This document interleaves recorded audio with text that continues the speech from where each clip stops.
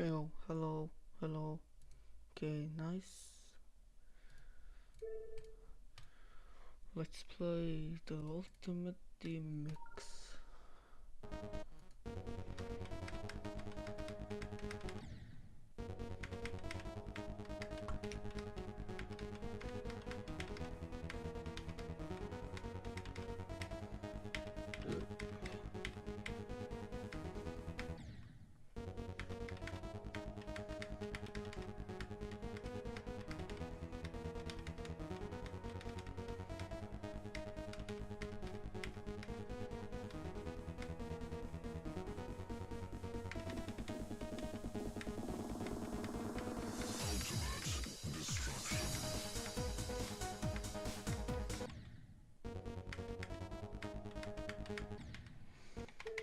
Okay, let's play it.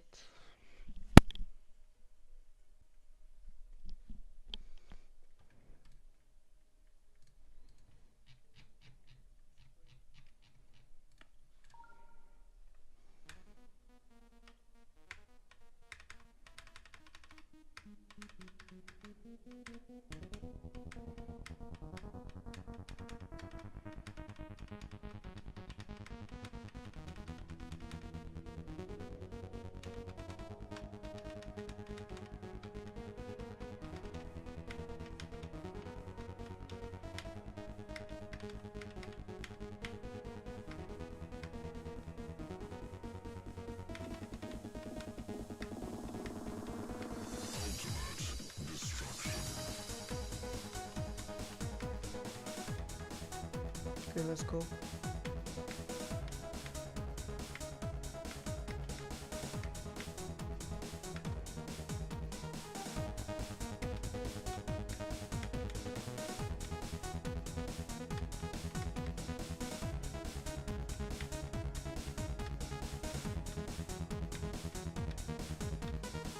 Let's go.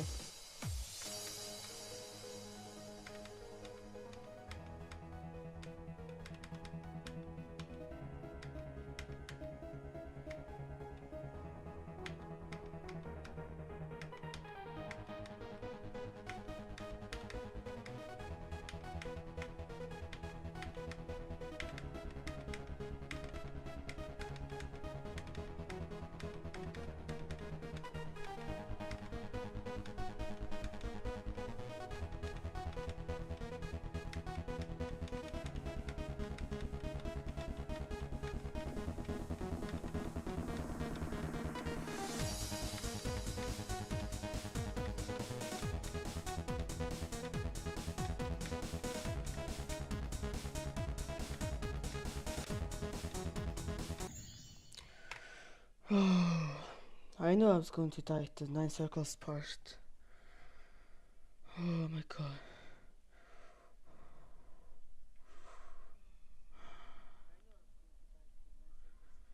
Okay, let's change the title.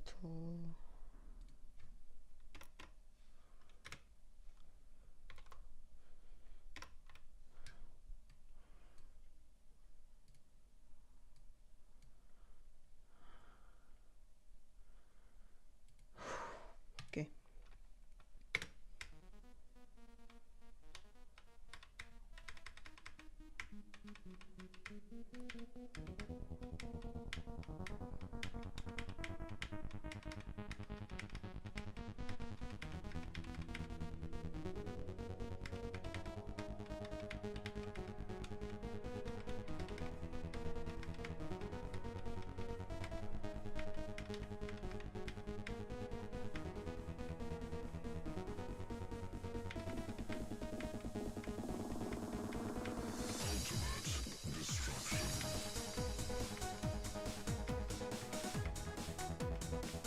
Nice.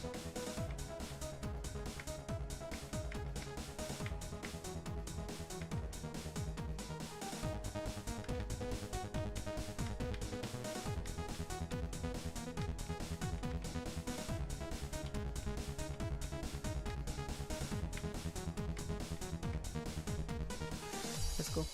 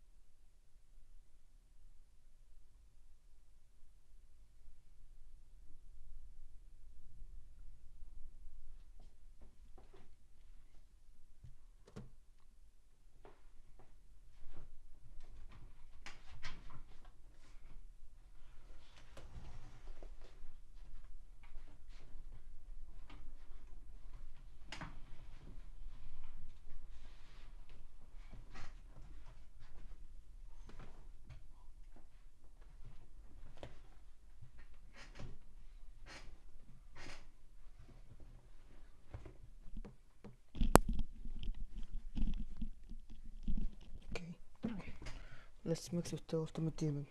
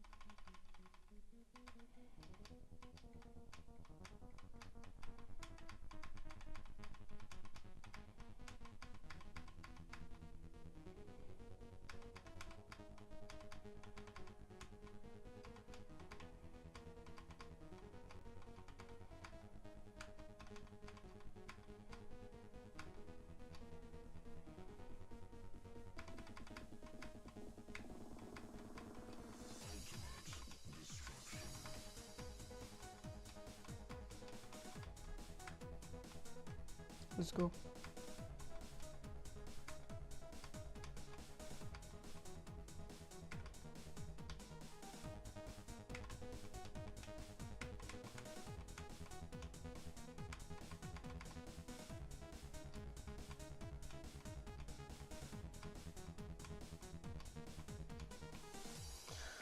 Let's go.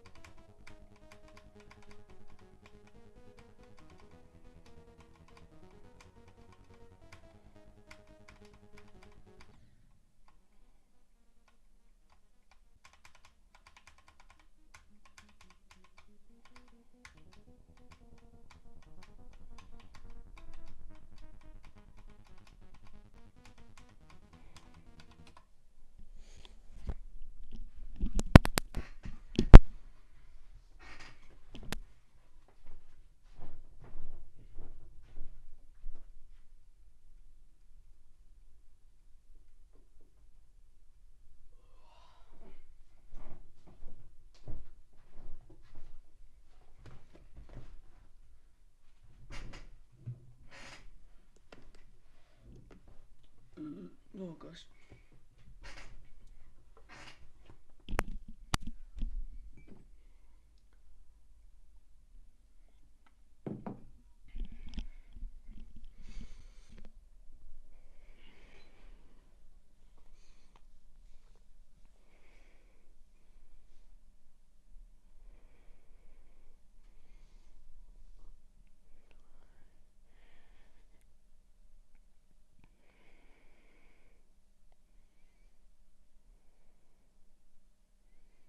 I just gave a little girl $50 for this lemonade because that's all I had. But after she gave me the drink, she just said, "Okay, bye-bye," and didn't give me any change back. But I didn't want to be like, "Hey, bro, where's my change?" She was 8 years old, so I just let her keep it. I just gave a little girl $50 for this lemonade because that's all I had. But after she gave me the drink, she just said, "Okay, bye-bye," and didn't give me any change back. But I didn't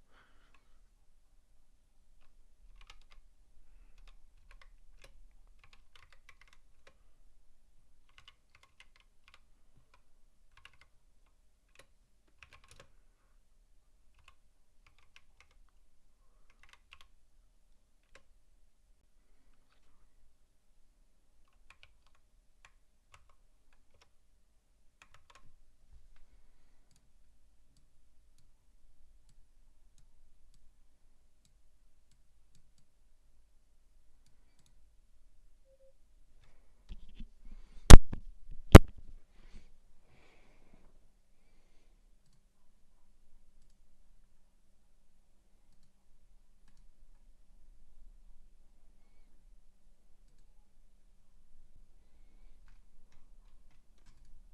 her keep it. I just gave a little girl. Have you ever wondered what a perfect Geometry Dash level looks like? Well, it's not this, or even this. At least according to this official editor guide created by RobTop himself. See, if you open up a new level, pause, and click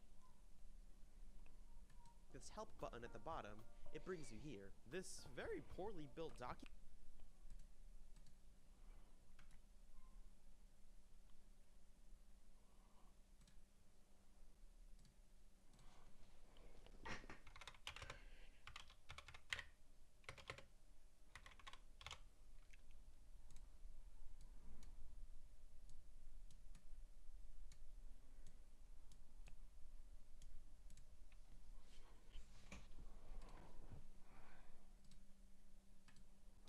Teaches you how to use the Geometry Dash editor to its full potential. So let's see if this guide helps me make a flawless beauty or a downright disaster.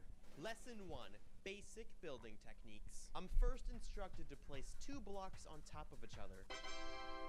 Then I'm supposed to place 2 outer corners, like this, then 6 basic ground blocks, an inner corner, and finish it off with these. It also tells me I can use other blocks too, but I'll just have to add outlines to it. So I think it's only right that we use the most beautiful blocks ever created in Geometry Dash. So, what do you think? Looking pretty nice. I think by the end of this, I'll be able to get a featured level. The next block I learn about are these half slabs. Alright, let's use some half slabs. And it says not to worry if the platforms aren't the same color as the ones shown, so I guess we'll just have to deal with these white ones for now. Now we will look at the hazards tab. Ah yes, that's what I've been waiting for. I love me some spikes. And the last tab we will look at for now is the Gameplay Objects and Modifiers tab. The one with the yellow circle, it says. We're finally allowed to use one singular bounce pad. Oh, and a jump ring. Congratulations, I've just made a playable level. Why, thank you, Mr. RobTop. I think this looks quite nice. Lesson 2, Editing. Let's go, guys. We've advanced to the edit tab.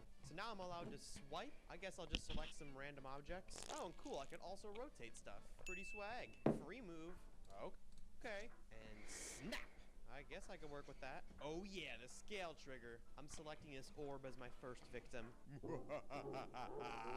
Now you can't miss it. And just like that, we're on to lesson 3. Deletion. I'm sorry, little one, but you must go. Lesson 4, testing and more. Cool. I can play test now. Lesson 5, portals and other gameplay objects. Ooh, now we're getting spicy. So many game modes to pick from, I just don't know which one to pick. I know. How about all of them? I think this is pretty good so far. Lesson 6, advanced building techniques. RobTop is telling us to make a ship section, but first we must build up to the ship portal by building something like this. Alright, I got you, RobTop. Alright, seems legit. Bruh. Bro, the gameplay you showed me isn't even possible. I literally directly copied it. Something tells me this level's not gonna be as good as RobTop promises. Now it wants me to build this thing that looks like it came straight out of Back on Track. I can absolutely do that for you, RobTop. Now that we started our ship section, why don't we change up the way the level actually looks? We've now unlocked triggers, so by selecting Edit Object, I can change the color of anything I want. It wants me to change the color of the background, so we'll do that first. That's a nice pretty purple. Level 7, Editor buttons. Oh boy, that is a lot of text. Well, the only truly valuable one here is copy and paste. So instead of leaving this structure all lonely down here, I'll give him a buddy. You got a friend in me. Lesson 8, triggers. Speed round, go! We got the move trigger, we got the pulse trigger, the alpha trigger, the toggle trigger, the rotate trigger. And let's be real, nobody knows how to use these triggers. Let's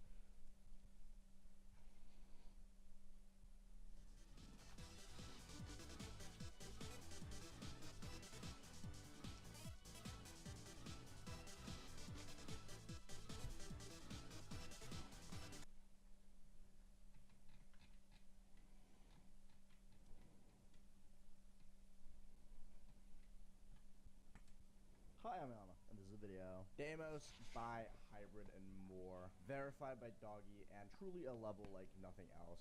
I started this level a year ago, right after I stopped making YouTube content, with the idea that now I don't actually have to grind YouTube videos and I can focus my efforts on improving at GD, pushing for a hardest I can be genuinely proud of. I want to go through each and every single individual part on its own, speak a little bit about my experience and what I think about the part, so you can build a picture of how grinding this level truly was. Because I don't think I could put into words or through like a fails compilation what it genuinely felt like playing this. It almost means a lot to me, and I want to say before anything that I truly love the level. Despite the fact that I'm going to be talking about a lot of frustration, a lot of misery almost, I love this level. And I'm super proud to be able to call it my hardest completion.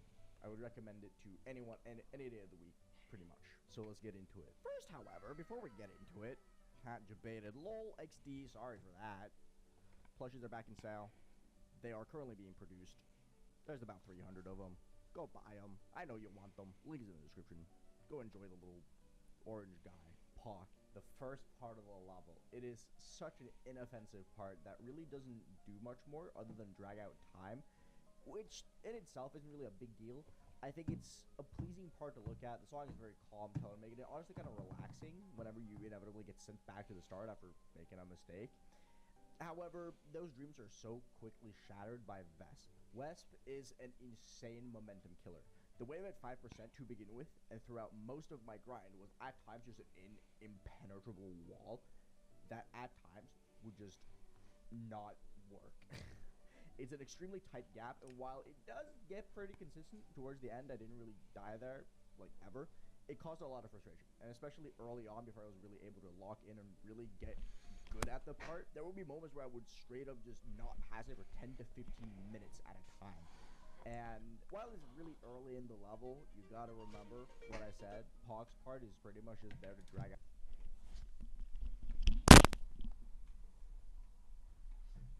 Good enough.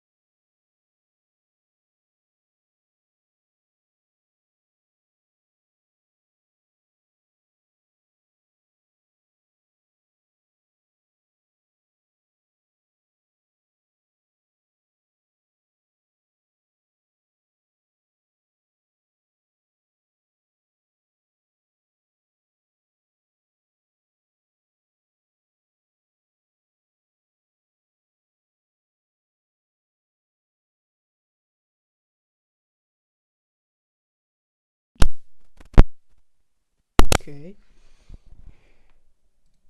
Out time, so you're gonna end up spending like 7 seconds, 8 seconds getting there, and when you're getting there thousands and thousands of times, that adds up so quickly. And Wesp, in my opinion, is one of the hardest parts of the level. As someone who generally struggles with wave, it was a huge roadblock throughout most of the grind. Then we get to Isane, followed by Max FS, and I'm gonna cover these two in one. I'm gonna do that for parts that kind of like intertwine a little bit, because honestly, these two are two of my favorites. They flow together in such a satisfying and fun way that it's genuinely some of the most fun gameplay I've played in a harder Extreme Demon. And it's tight, it's satisfying, it plays amazingly. I wouldn't really ever die to it towards the end of the grind, which was nice because it was very consistent. Iris, however, is the end of the beginning, and it's the first major choke point of the level. The part itself is similar in pace and feel to Isane and Max.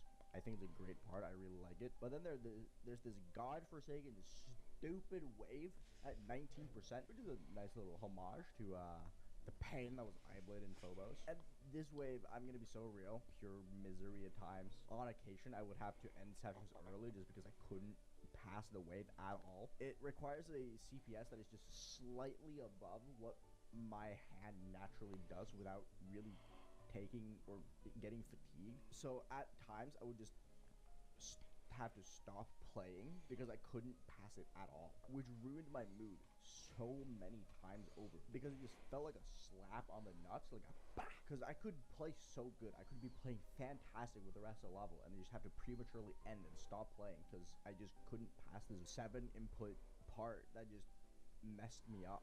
And you gotta keep in mind, yes, it's a 19%, but that's 30 seconds into the level. It was a drag, especially because I had to die there a good few times before I would actually realize, oh yeah, I can't play this because my hand isn't working. 30 seconds is a lot of time to spend on like 10 attempts to get there and be like, oh yeah, no, I'm stuck. And I wouldn't get there all of those attempts because you also have the wave at 5%, as I mentioned, which would also be a roadblock, and it would just very frustrating. After Iris, we get to Poly, which is pretty much just a mental test. The part itself is incredibly easy, and there's just the sensation of, hey, don't fuck up now.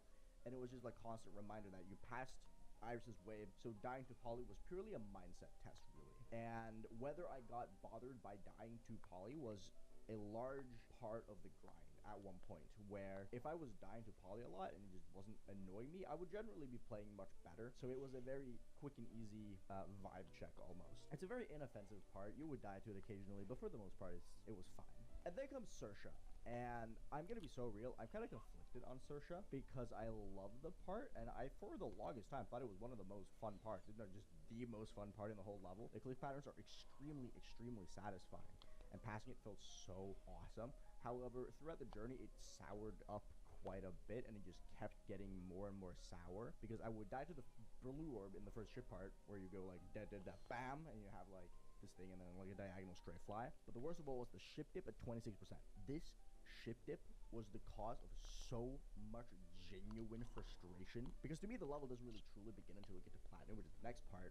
So dying legitimately within 2-3 clicks of getting to that part, as much as I did, was so awful, because you're dying right before you're getting an attempt. And it happened significantly more than I want to admit. I generally didn't really struggle with it for a long period of time. It was just one of those things that I would just die to like 4 or 5 times in a row, get annoyed at, and then just not die for the rest of the session. But it created this momentum of, ugh, why am I dying to this? And it was frustrating, right? So while I love the super satisfying, super fun to play, it was probably the most like skin crawly part, in the sense that I wish I didn't die to it, because I shouldn't. But I did anyway. And then we have Scal. Part and the Platinum. And Platinum is a certified doggy part. This thing is absolutely brutal. And for a while, I felt like it was gonna be like the GD equivalent of like climbing the world tree from the bottom to the top for some reason, where it's just like it would just be the most insurmountable thing of all time. But like, it just worked. I don't really know how. But towards the last like 2 months of playing Deimos, I just didn't really die to it like at all. I would maybe die to like 3, 4, maybe 5 times ago if I got unlucky per session. But I was passing it like 30, 40 times a day. And I thought I surely had to lose consistency with it occasionally, or eventually, because at a point, surely I would die to it more, because this part is impossible. but I just didn't. And towards the end, I'm not gonna lie, it became one of the easiest parts for me. And I don't really know how, because when I look at the level, it's one of the few parts that I look at, I'm like, yeah, that looks impossible. Not in a million years gonna get consistent with it, but it did. It got consistent. I don't know how it happened, but it did. And then we have Loltat, my favorite part visually. The gameplay can be mildly infuriating at times because you will be dying a lot to the first 2 blue orbs, where you go like whoop whoop, you know. Ugh. And you would also die. I would also die a lot to the last UFO click for some reason. I don't really know why that happened. I just died a lot to the UFO click, probably because of like lineup stuff, which was frustrating. But man, this part is so goddamn good. I adore it wholeheartedly. It's incredible. Loltat absolutely cooked. It's such a cool part. The structuring is immaculate. Really fascinating gameplay almost. It doesn't play like anything else I've really played ever before. It's just so cool. It was my favorite part from day one. Favorite part until the entire way through, basically. God, it's so good. And then Yonaka. Yonaka onwards, also known as the drop, is where this experience becomes unbelievably daunting, borderline absurd, and I'm being 100% honest, so dead ass. I got to this part 1,400 times. This part is 50 seconds into the level. It's a really cool part. I really love it. I love the intensity. The shift click at 37%, where you go, where it says death, and like a really cool, grotesque voice. Super awesome. I loved it. I think it's so fun. It's such a satisfying part, but I would be lying out my ass if I didn't say I would get really frustrated with this part. Not because it's not difficult, quite the opposite. It's a really hard part, but because it was the part right before where 95% of my experience with this level would be, with Smokes and Juho. Smokes and Juho was genuine purgatory. The triple click in Smokes and the wave in Juho was the sole reason this took as long as it did. I don't know why I couldn't do it. I just couldn't. And the only way for me to truly sell how much I struggled with this section alone and how much pain it caused me, I'm just gonna read you my fails for 41 through 47.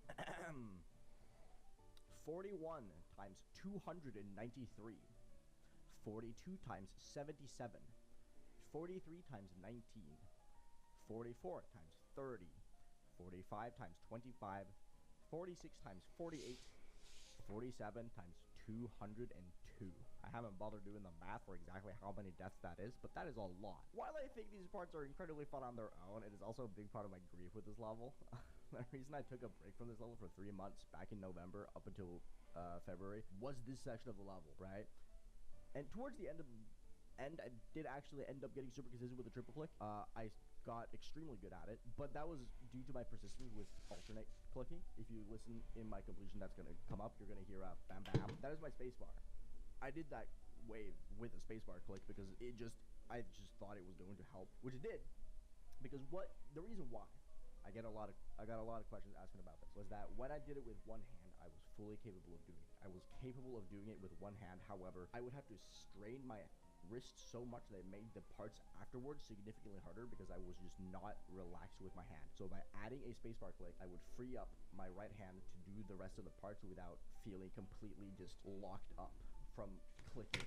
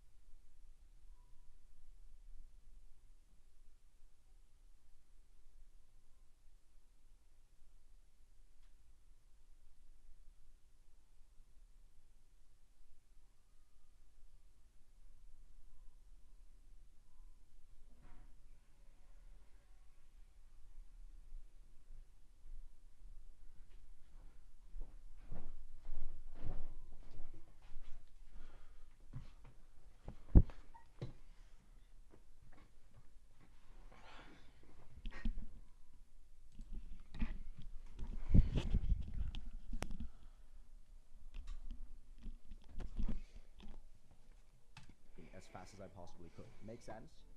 And while it wasn't as consistent to begin with, towards the end, I would barely ever die to 41. I barely died to 41 at all towards the end of the grind. And that was purely because I was just committed to the alternate clicking, which I think was the right choice in the end. Juho, however, never got better. Juho was so hard. My last week of playing Deimos from 0%, I died to 47 58 times. I died to 47 58 times in the last 7 days on a 3-minute long game. This wave, I straight up cannot justify.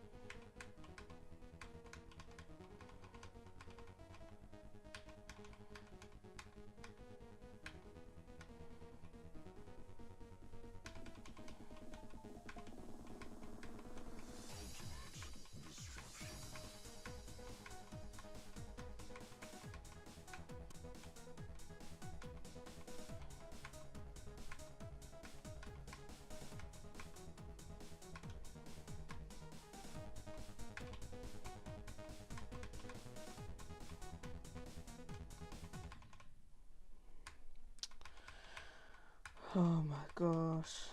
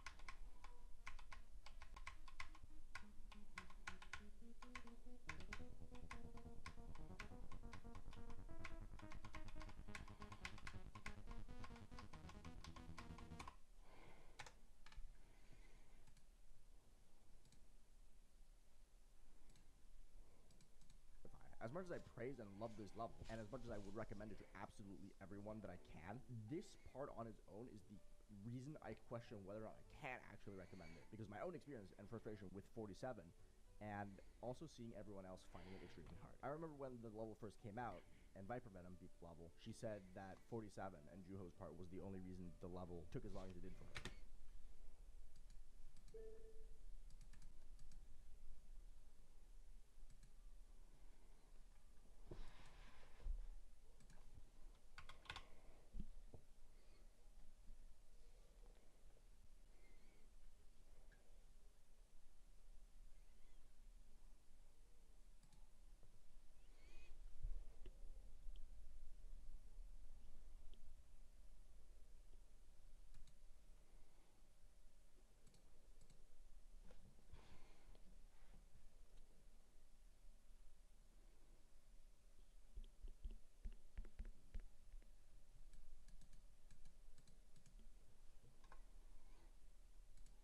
Because it was just that much harder than everything else. It was just a genuine roadblock. It is a wall in the middle of the level that I cannot state enough how genuinely hard this part is.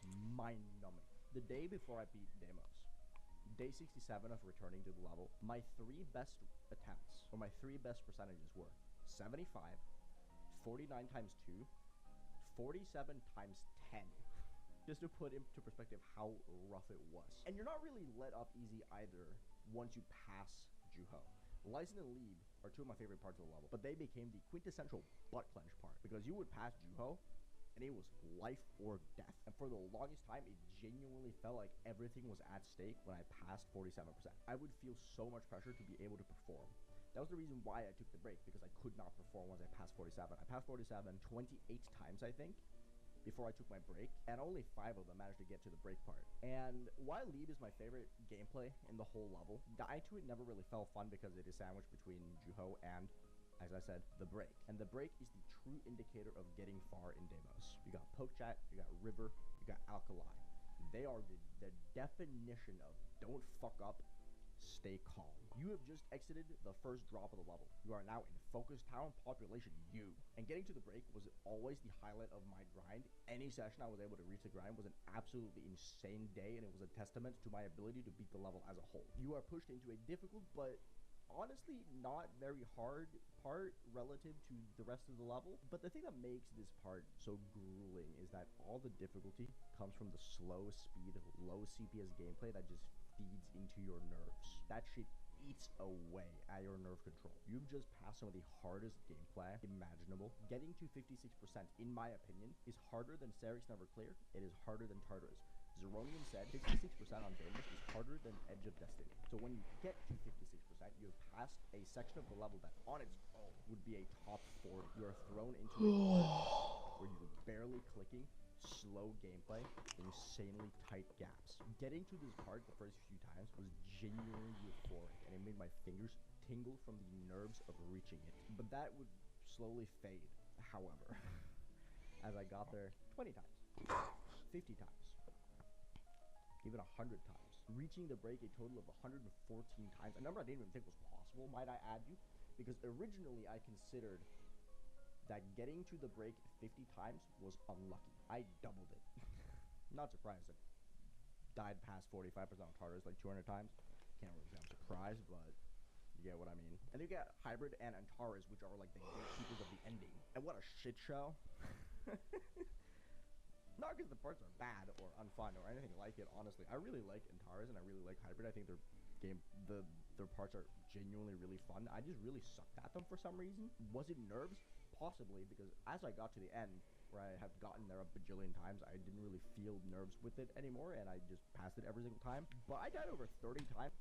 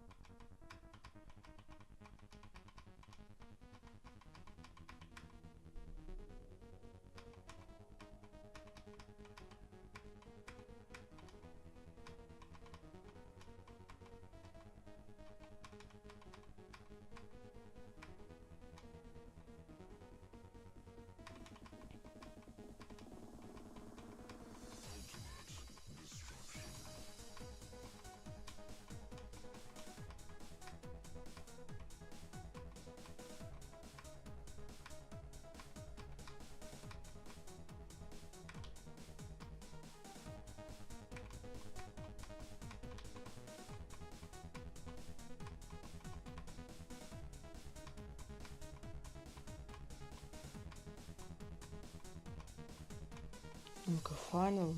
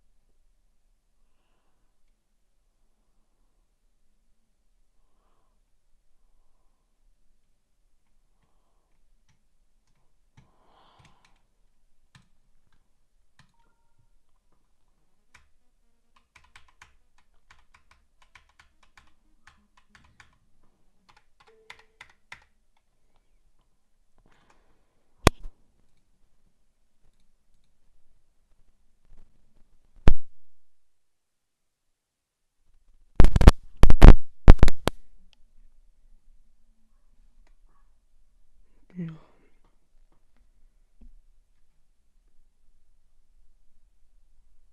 Yeah.